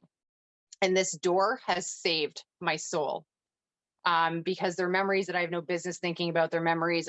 No, I don't bother. I have no business being there. It has no weight in my life now. It's just a horrible, terrible, traumatic thing. Things I did while I was drinking. How I had the massive crash. Things like that. Once I put it behind that big, giant mahogany door, it cannot come back. And it is the greatest tool I've developed to this day for myself. And that's another area of the recovery where I started meshing all the things together, and I had to create a space, a bad place to put the memories, kind of like in Beetlejuice, you know, when he opens the curtain and it's you've never seen it? Nah, I've never seen it. I always get so much grief for not watching it like that. So there's this part where they go through the afterlife and they're walking down the halls and they lift this shutter, and it's all these horrendous, ghostly, demon-like figures, and the janitor comes by and he closed the window and he says, "That's the lost souls room. Keep walking," and kind of away. And I thought, interesting. And I started to kind of apply this principle that I don't need to be there, so let's get rid of it. Behind the door it goes. That's so interesting. That is so fucking cool. Pretty neat thing that the brain can do. Yeah. Kayla, I have to ask, how do you put it in the door if you can't open it? That's a really good question. And I've been asking myself this for the longest time. I think I developed a flaw, or I found a flaw in my own mental product. The door just seems to be ready. I don't see it open, and I have no part in it opening. I just know that when I need, it's almost like a revolving door. When I need to put something in there, I just slide it in the slot and off it goes. Cool. And just doesn't come back. And it just doesn't come back. I'm sure if I tried hard enough to remember those horrific things, I could. But for now, I think they're in a good place just behind that door where I don't need to bother with them. Yeah, you're creating that space for yourself. Yes. I had nowhere else to put it. I didn't want to talk about some of these things with other people. They were small instances that really wouldn't have any bearing for anybody else. I had to put them somewhere. I think I like to state it out as well, because I've got those little things that it would do me more damage than good talking about it. You know what I mean? Yep. So exactly. Just put it through the door. Put it through the door. What you've self-discovered is kind of what Eckhart Tolle talks about. You know Eckhart Tolle? Okay. I've heard the name. Yeah. I'm just starting to get into reading a lot of these things that I never even knew about. Yeah, cool. He has 2 books. Well, he's got a lot of books, but 2 books I've read. One, The Power of Now. It's all about being present in meditation. And the second is called A New Earth. And it's in that one in particular where he talks about everything that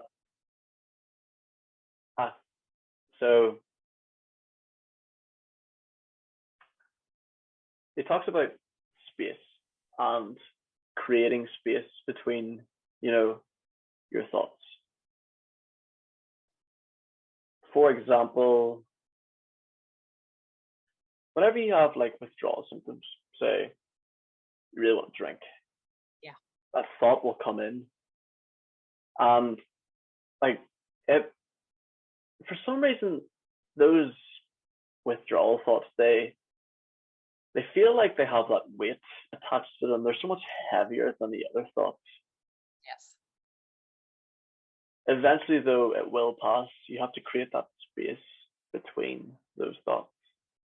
And it's within that space that you can find enlightenment. Yes, agreed. Yeah, I will have to read this. Yeah. I think that's what he said anyway. I'm probably butchering it, but that's my interpretation of it anyway. There's a lot of butchered renditions of certain books, but you're doing just fine. Thank you. You're Thank good. you. Kayla, I'd love for you to share your experience whenever you first got admitted, is that the right word, to a hospital? My experience in hospital? Yeah, your first experience in hospital. Okay. Well, that experience was, of course, just a couple months before my son turned 1, and I was already so far down the rabbit hole. There had to be a crash to come back. We had passed that point. I was intoxicated, but I hadn't really drank that much. So I think this was more mania than anything else. But it got to a point where I was, because I tried to run away. I was apprehended by 2 police officers, handcuffed, and put into the back of a police car. I don't think this is appropriate for mental health crises with nonviolent. I don't think this is a good idea. It causes a lot of trauma. Not a good plan. But I took that opportunity, and I had this moment of clarity in the back of the police car. And I said, I just want you to know what I'm dealing with is a mental health crash because I had children. I remember talking about the anxiety and what I was going through. By the end of that conversation, the police officers allowed me to sit front cuff because I was also claustrophobic. And I said, I'm not a criminal. I'm not going to hurt myself. I'm not going to hurt you, and I'm not going to run. But before I feel like I'm going to have a heart attack, can you please put the handcuffs in the front? And then when we go in the hospital, can I please put my jacket over my hands? I'd never been arrested before. So this was new, and I was being punished because I was sick. At that point, I got to the hospital. I was immediately put on a Form 1, which is a legal detaining of those in mental health crisis here in Canada, which was rightfully done. Let's be honest. I was offered sedatives and things like that. And I said, no, I need to remember everything that happened. I need to. And if I take those sedatives right now and go to sleep, I'm going to wake up feeling like I'm here. This is silly. So I refused. However, I did take the Tylenol for the booming hangover I was starting to feel. So once I was triaged and brought in, and keep in mind, I am a mother, a first-time mother who has had a child less than a year ago. I was stripped of my bra and underwear. Correct. I was refusing to give up my clothing because, of course, I'm comfortable. Things are nice and tucked to me. My breasts and things like that, or they're all going through something. At this point, there's not a single part of me that isn't leaking something after having a child. And then I was told if I don't disrobe, a few other nurses were going to show up and give me a hand. So I did not want that. Now, mind you, I'm also in a facility with other, I don't want to call it mainstream because that's not really right, but with schizophrenia, bipolar, anxiety, suicide watch, things like that. And I am a mom without my child in a strange place with people that want to take my clothing away. Yeah, that's traumatic in itself. So I did so. And when I disrobed, that is also when they saw the skeletal structure that was underneath the clothing, because of course I had not been eating. I had picked up a disordered eating habit through dealing with postpartum psychosis Yeah, I know you're putting the links together now, eh? Because I'd stopped eating, I'd stopped taking care of myself because it was baby, baby, baby, baby, baby. Making his food, cleaning the house, doing the laundry, and I was not eating. So I am about 5'7" at the time, closer to 5'8", 90 pounds. This nurse looked at me and gasped. And as of that point, I was put on a double meal plan as well. I think she was starting to put the things together and looked at the age of when I delivered. I think this was maybe the only nurse that understood what was going on. My blood sugar was all over the place. But I did have to give up my clothing, and my breasts were still lactating a little bit here and there, even though I couldn't breastfeed. I tried so hard and I just couldn't do it. So there was another point of guilt that I couldn't breastfeed my son. It was a mix of problems between him and I. So that was an issue. Sorry to interrupt. Is that That's okay. from the start of the pregnancy that you didn't breastfeed, or? His chin was set too far back, and one of my nipples is inverted. So it's kind of like I have an outie and an innie belly button. Oh my like God, I have weird tits. Wow, that's fascinating. That's nature. But I tried. Yeah. I just couldn't breastfeed him. So I remember expressing all of this milk. Fuck. Could you get like a suction to like get it out or anything? I tried to pump, but because I think I was already super stressed out from the symptoms starting in pregnancy, and I wasn't eating. So there was no hope in hell that my milk was going to come in. And I gave that up and I went to formula. I had no problem with that, but I beat myself up internally. So I now have these 2 gowns they gave me to wrap front and back. And it's that coarse, like hospital material. And I remember it rubbing against my nipples, and they were so sore, and recovering from him trying to feed and me trying to feed and pumping and this and that. And they were cracked and bleeding. And that was one of the worst parts. And of course they took my underwear. So I had, stuff happens down there after you have a baby, and it's not always pleasant. Why did they take your underwear? In case I tried to harm myself with my undergarments. Is that possible?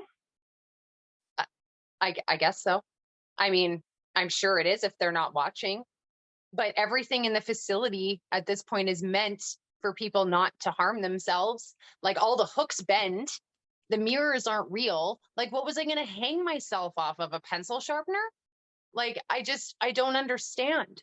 It was dehumanizing. It was degrading. It was traumatic. I don't even know how else to say it. It was dehumanizing. Yeah, literally. Literally. Fucking and hell. All the things that happen to your body after having a baby, you need your undergarments. Like, you need your underwear and you need your bra. I find that so bizarre. Was it men that were enforcing this? It's women, but it's hospital policy in most hospitals, and it's still happening to women today. Right. If they are such unfortunates to get booked into a hospital on postpartum, or, I mean, I feel bad for women anytime, but especially after that, there's just something about taking the bra and underwear away that it leaves you even more vulnerable with no real support. Exactly. Yeah. It's like that was tough. Breaking away the barriers and letting the down release. I feel it is a breaking tactic. I don't feel at this point that a Licenza bra and underwear really could have allowed me to strangle myself. I mean, do you know how much Lycra is in this stuff now? It makes no sense to me. I feel it's a breaking tactic.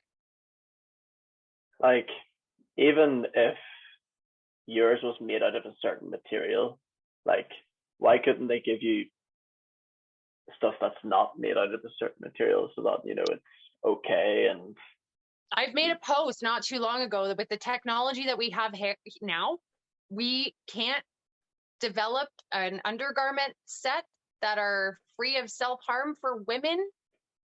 Women in jail get better garments once they've been there for a while. Yeah. So much fucked up with It is. psychiatric hospitals. They're still very much like One Flew Over the Cuckoo's Nest. Not much has changed, to be honest with you.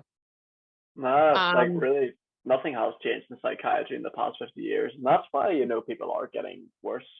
And yes. there are less and less people recovering. And the pharmaceutical industry is just sucking the life out of it and making so much money out of it.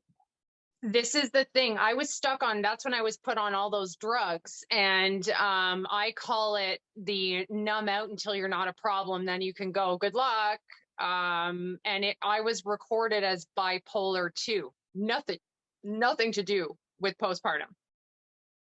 So that's a very interesting factor there too, because I told you at the beginning, all of this, 80% of women are recorded as having some sort of mood upset.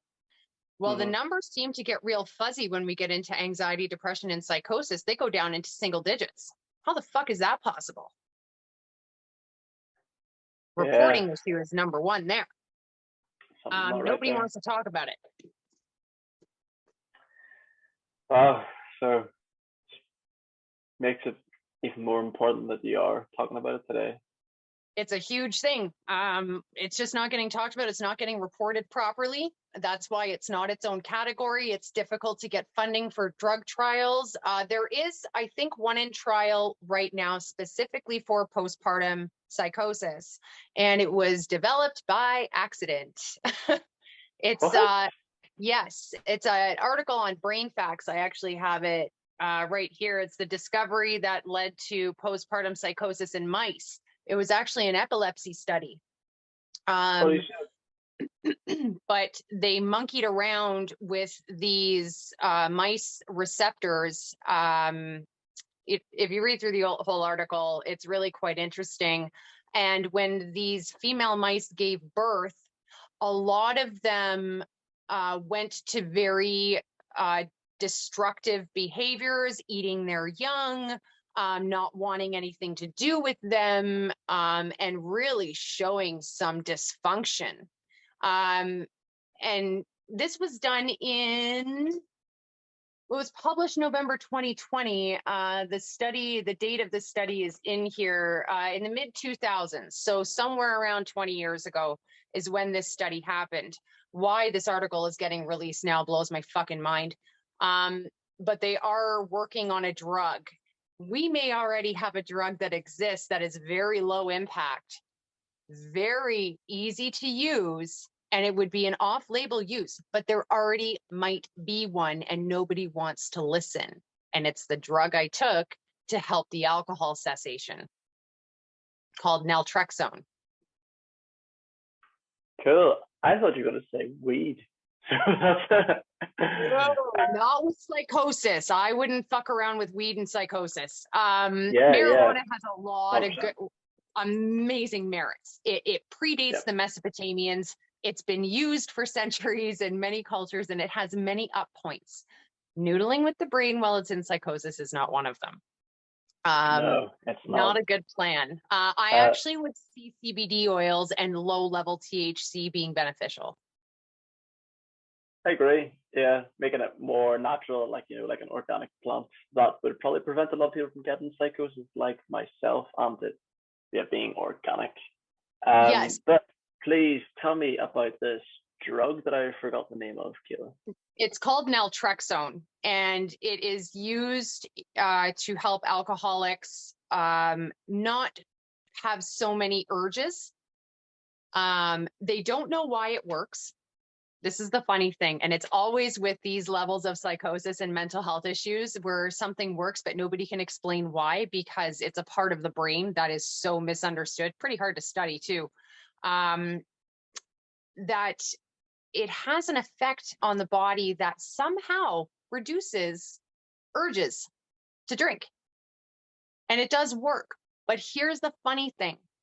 I started taking this drug. And for the first time, I had to think back. I'm like, when did this feeling start going away? Holy shit, it's when I took that. For the few weeks that I did take it, I felt this feeling lift from my body that I have not felt since I had my first kid. This almost like a balloon that inflates my body, this stranger that seeps in and seemingly takes over everything from your head to your toes. And it's a darkness that lives in you like the grayest, dampest cloud you could possibly find. And it started to dissipate from my body. And I started to feel like, oh my God, I feel like I did when I was in my 20s before I had kids. This Oh my God. The intrusive thoughts really fucked off, of all sorts. Yes. Serious? Yes. Wow. I had a calmness inside my body that I had not felt in a really long time. I started to feel confident. I started to understand that I am intelligent and that I am a person and I'm living and existing and I'm real. I'm real. It's the first time I had felt real in a really long time. And I kept thinking, there's no way this was all this drug. Maybe not all this drug, but this drug does help, I fully believe, with compulsiveness. Because the OCD I was experiencing also started to dissipate. These behaviorisms that I had with perfection started to settle down. Then I started to knit again. Because if you're a perfectionist, don't knit. Don't do it. Because you'll notice you made a mistake 10 rows back. You won't be able to leave it alone. You'll have to undo the whole thing. I don't do that anymore. All my knitting has all mistakes in it. I don't give a shit. It's the weirdest thing. It still bothers me. I'll still go and look at it and be like, oh yeah, there you are, still there. But I don't really care enough to go and rip out 3 days worth of work because of one little thing. And the only time I've ever felt this was after I took that. And I started taking it about a month after I was dry. Right. That was a maintenance idea. What is it And called? I didn't want to have again? anything hamper it. Sorry? Sorry, what was the name of this drug again? Naltrexone. So NALTREXONE.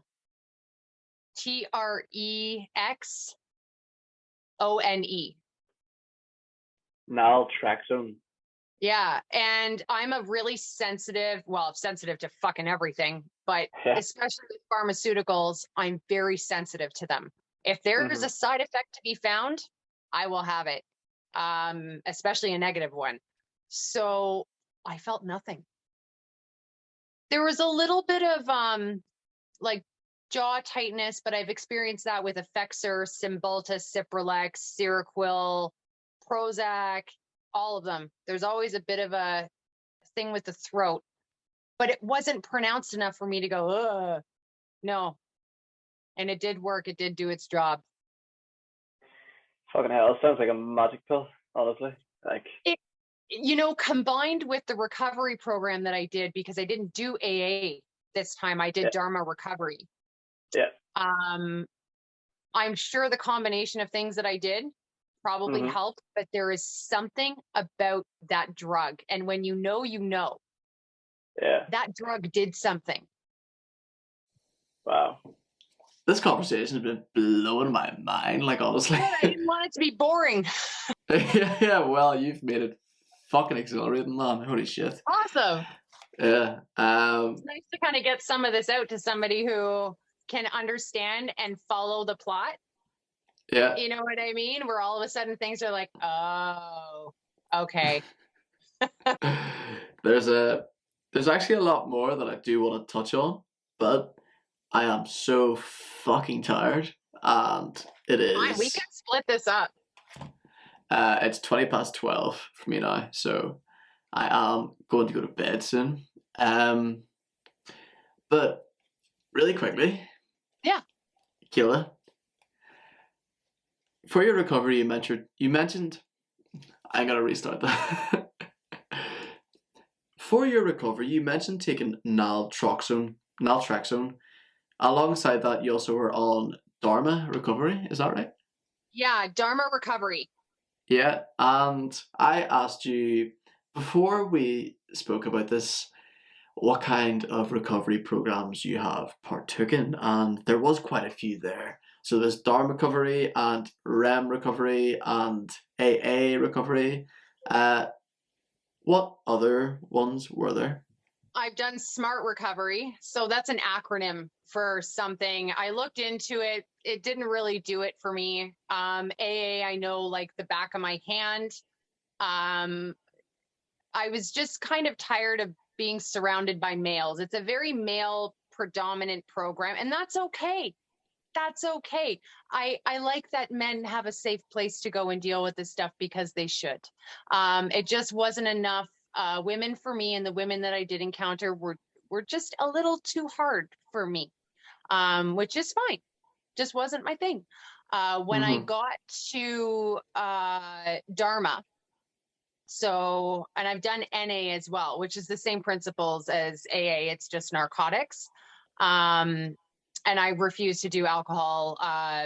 Those programs, they teach you how to drink. That's pretty stupid. What?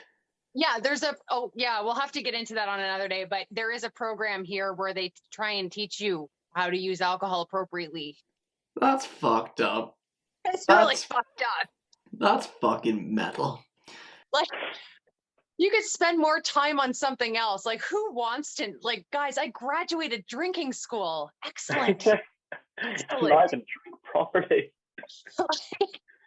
If you have to be told when to drink and when not to drink, you have a drinking problem.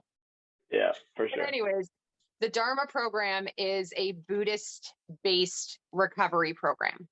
So it's the teachings of the Buddha, but they are kind of put into a program that focuses on easing the state of dis-ease. So easing human suffering.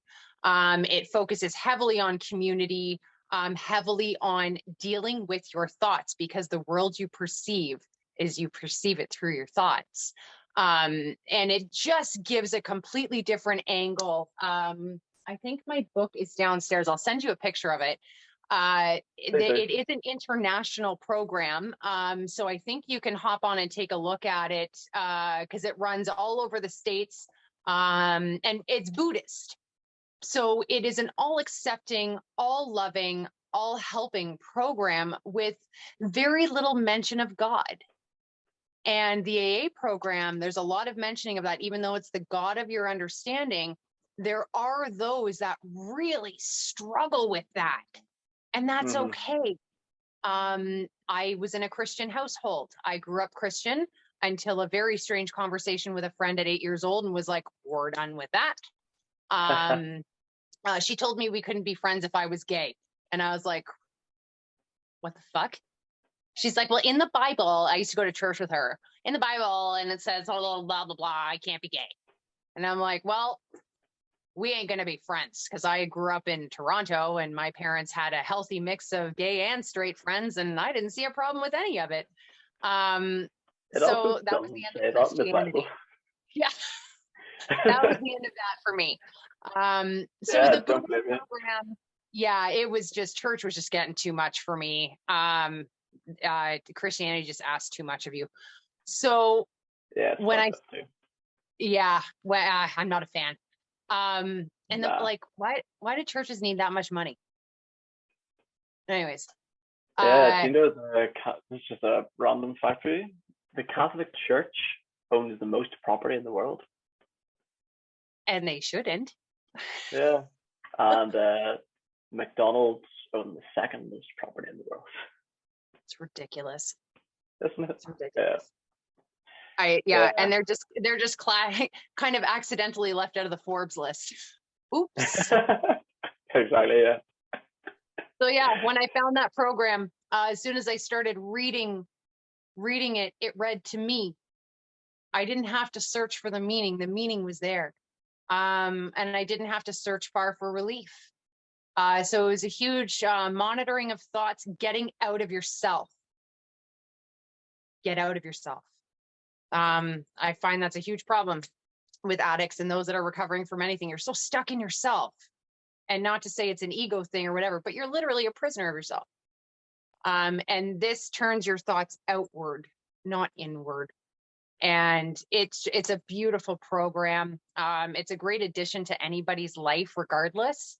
So this could be from any addictive habits in general, whether it's OCD, shopping, gambling, drinking, whatever it is. All you have to move is the word alcoholic. And it's just a peaceful, soft way of caring for your addict and caring for yourself. So I enjoyed it. I grasped onto it very quickly. The world is not as ugly as I thought it was because I was looking at it through really ugly glasses that I had created. I crafted those. So that was a huge turning point, and the world is not that ugly. It's not that bad. If you don't want to see those parts, there's still shit. Like the world is still a pile of shit, but there's hope. Yeah. Yeah. You know, there's both sides of the spectrum. It has Both. its ugly sides and it has its beautiful sides. Yeah. Got to find that equanimity, the middle balance, so that you can see Well, both sides with acceptance, you know? I have a little Facebook group that I started, and I haven't really like opened it yet. I still have some work to do on it, but it's called A Valiant Mother's Beautiful Ugly, because it's got to be one of the ugliest things that I have ever fought in my life. But the beauty that has manifested from such things is something that I would do it all over again if it meant I got the same thing at the end of it all. I'd do it all over. Fuck yeah. That energy output and reward at the end of it. Yeah. Excellent. Is there anything else that has been a vital part of your recovery? Other survivors. Other survivors, communication and community. Can't live without them. The world becomes such a lonely, ugly place without them. I would give up every normie I've ever met to keep all my little psychopaths. I love them so much. And I think we're what makes the world work differently. We make a lot of pause and thought sometimes. And I think we end up going that way because there is refusal to see a place for us. I think we all started off as probably pretty happy, creative, spiritual, in touch, friendly, loving people. And then the world just gets to us, I think, sometimes and has their way with it. And then we don't know where we are. Yeah. No one is born evil. Yeah. So I think, without knowing that there are other psychosis sufferers and those that have done just as crazy, nutty things and had crazy, nutty thoughts and then question what the fuck happened. Like without those people, I don't know where I would be. I know where I would be, and it wouldn't be great. Beautiful. You know, like this is episode 4, and I'm pretty sure like in every single episode that we've done so far, it always comes back to community. Such an important thing. It will every single time. Yeah, for sure. Kayla, this has been fucking amazing. So I'm gonna round it up. Yes, I agree. I'm gonna round up for a final 3. What did I call them earlier? 3 fast questions. Yeah, like Kayla, 3 quick questions. Kayla, this has been fucking amazing. I'm gonna round it up with a 3 rapid fire questions for you, which I ask everyone. Okay. So the first one is, Kayla, can you name 3 things that you are grateful for today?